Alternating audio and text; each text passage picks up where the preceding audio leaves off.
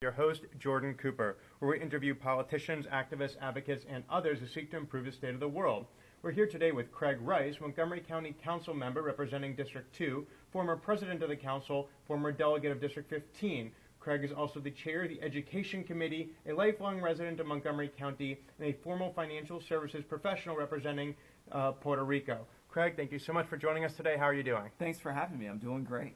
Awesome. The first question I'd like to pose to you is, what are you currently doing, or what have you ever done to advance the public interest, and why? You know, the whole reason why I decided to run for office and leave my private sector, whether it was working for Marriott or working for the government of Puerto Rico, all surrounded making sure that people had access to be able to lift themselves up. And being the son of a teacher, I always felt that was through education. Right. And why education was so important. And so for me, it's always been crusading for education, making sure that everyone has an equal opportunity to high quality education that gives them the ability to go on in their lives, whether it's following a career pathway or if it's going on to college and then going into a career pathway. I really feel as though in government, that's one of the most important things that we can do. Can you give us some examples, the listeners and I, of what you've done as a delegate and then as a council member to advance public education for Montgomery County public school students? Sure. Well, I think that each and every year we have a budget, and that budget obviously is one of the most important functions that affects not only MCPS, Montgomery County Public Schools, but all of our schools throughout the state. But when it comes to policies that are there to protect our students, to make sure that they can focus on learning, you know, one of the first bills that I introduced dealt with bullying in our schools. Maryland did not have a policy surrounding bullying, and so what we did is we mandated a statewide policy in 2008 when I was there that actually became a model policy for the nation in terms of how we would address this. It's especially important nowadays as we're seeing more and more of folks, whether it's harassment and intimidation on a racial basis, as well as ethnicity and religion, all the things that are the cornerstone of some of the arguments that we're seeing in our communities now. What can the state actually do to address bullying? It often seems, many listeners may think, well, sure, bullying is terrible. Isn't that like for parents or teachers to take care of? What did the legislation actually state? Well, it actually stated that there are severe repercussions, not only at the school level, but we also have criminal repercussions that are associated with this as well that a lot of people aren't aware of. It's actually illegal in the state of Maryland to harass, bully, or intimidate someone on any of our social media sites. On Facebook, on Twitter, on Instagram, all the things that our young people are using now, it's actually illegal to do that, and you can get prosecuted up to a fine of $500. A lot of people don't know that and understand, and we're trying to encourage more people to be aware of these kinds of things. So I'd like to present a somewhat hyperbolized analogy relevant to what we just spoke about. So the death penalty in Maryland was abolished in the state legislature a few years ago. Obviously, one of the reasons is because it's fallible, but another thing is it wasn't actually serving as a deterrent. If someone was going to commit a homicide, the fact that there'd be some kind of harsher repercussion wasn't going to deter them. Sure. Back on to bullying. If there's a $500 fine or a threat of spending jail time and a 12-year-old is bullying someone else, I wonder, since we didn't believe that a criminal penalty would be a deterrent for a harsh crime, I wonder, is a criminal penalty a deterrent for a lesser crime like bullying? Well, I think it might be, and I think the reason why is because we actually assign it to the parents. No parent wants to have to, because their child is doing something wrong, end up paying $500 out of their pocket. It actually does make a difference, and I think that, you know, not a lot of people have a lot of money, and so from that perspective, you know, we leave it up to the judge, of course, based on, you know, where parents are in their standings. But the key is that we have to make sure that folks are following up, filling out the bullying forms, reporting the harassment and intimidation, reporting these kinds of things, because kids should be able to go to school to learn. They shouldn't have to be worried about whether or not somebody is trying to impact their ability to learn within our school walls. These should really be safe spaces for our kids, and that's the ultimate goal of all of this. Have you seen a reduction in the amount, in the incidence of bullying? Some of it happened as soon as we released the initial model policy, but unfortunately over the years people have kind of forgotten that it exists, and so I think it's important for us. You know, a recent report just came out from Muslim students that were analyzed and questioned about their feelings about the kind of school climate and whether or not they felt bullied or harassed or safe. And a lot of folks said no, that they didn't feel that way. And so we decided to reach out to our Muslim community foundation and make sure that we do an education campaign to re-educate our parents that there are policies and procedures that are out there. Oftentimes, to your point, we don't have to reinvent the wheel. The things are already there. We just have to remind people that they're there and that there are protections in place. So that was a piece of legislation that you introduced as a delegate in the Maryland General Assembly. Right. But of course, you've been a council member for some time, and for a long time it's been a priority to advocate for education. Right. So can you speak for a moment about what you've been able to do as a council member to advance public education? I mean, you have a $2.2 billion budget for Montgomery County Public Schools that you appropriate to the Board of Education.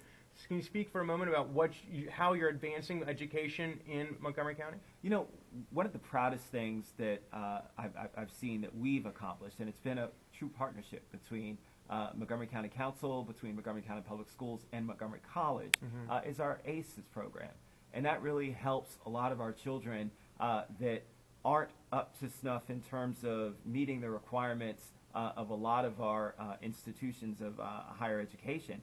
And we're working with them, with specialized coaches, to get them back and engaged in school, to love learning again, to then go to school, to give them scholarships to go to school at Montgomery College and attain. And this program has continued to grow, and we've continued to grow the funding. As a matter of fact, with this most recent budget that's going to be this year, and now our school system budget is $2.5 billion, so it continues to grow. Right. The great thing about it is that we continue to expand ACES because the need is still there. Is that an acronym, ACES? Yeah, it's Achieving Collegiate Educational Success, and it really is something that is really boiled down in that we want all of our children, like I said before, to be able to succeed and shouldn't let any barriers get in the way. Understanding that some people will have tough times and bumps in roads, and oftentimes these students are students who are working as well as going to school, and so it really makes a tremendous difference in their lives. And I've heard from students who've talked about how it's made a difference and really kept them on the pathway to collegiate success. So one of the reasons why a former superintendent was asked to leave and one of the main issues facing any political candidate running for office in Montgomery County is the achievement gap pertaining to socioeconomic disparities, racial and ethnic disparities. And this achievement gap is a priority for many different politicians, many families, many constituents. Montgomery County, formerly a predominantly white bedroom community for D.C. commuters, has become a 1 million person population that is now majority minority. Can you speak for a moment about the achievement gap and what exactly you've done or hope to do to try to make sure that MCPS is a place where all children can succeed? Well, it's very well stated that you say, because that's the ultimate belief, is that every child does need to be able to succeed.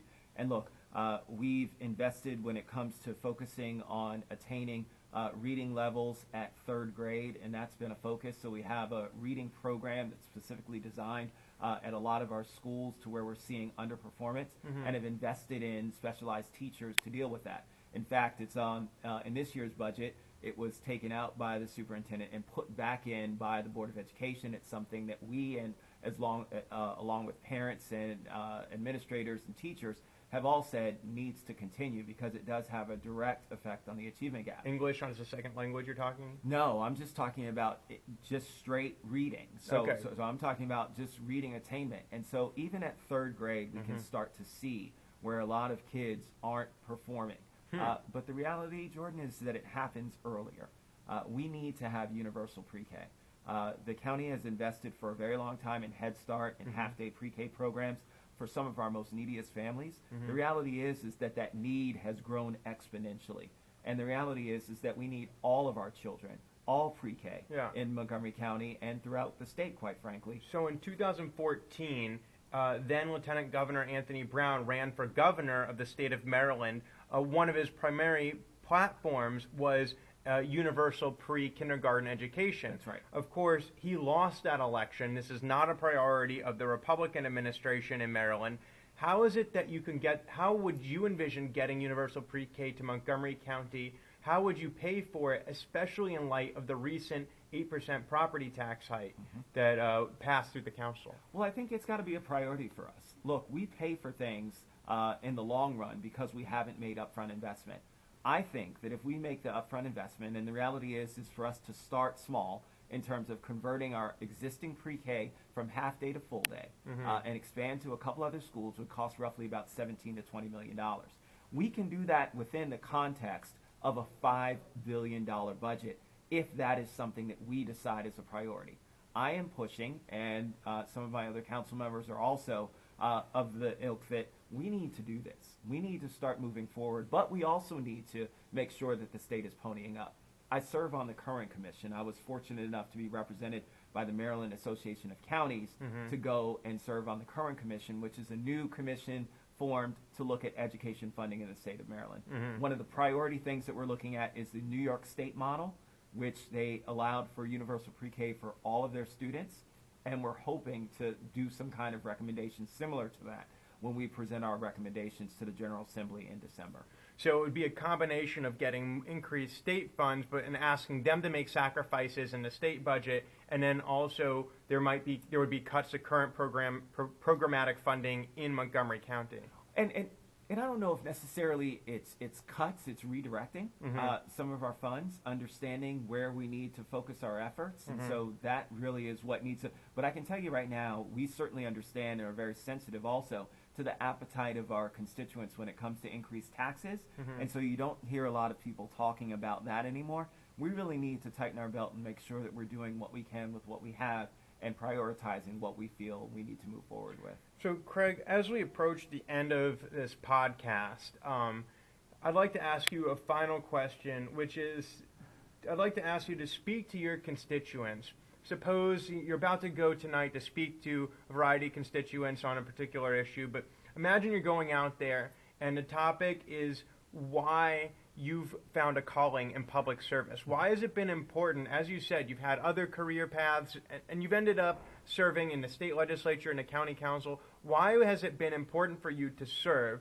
And then what do you hope at the end of your career to have accomplished through your service? What is your legacy to public service, and how do you hope that can inspire future generations to follow in your path? You know, that's a terrific question. I mean, this basically boils down to leaving the world better than when you came in, and being able to touch a number of lives and make sure that some of the blessings that were happen to be bestowed upon you are things that are not always bestowed upon others, but you can fight to make sure that those kinds of things happen.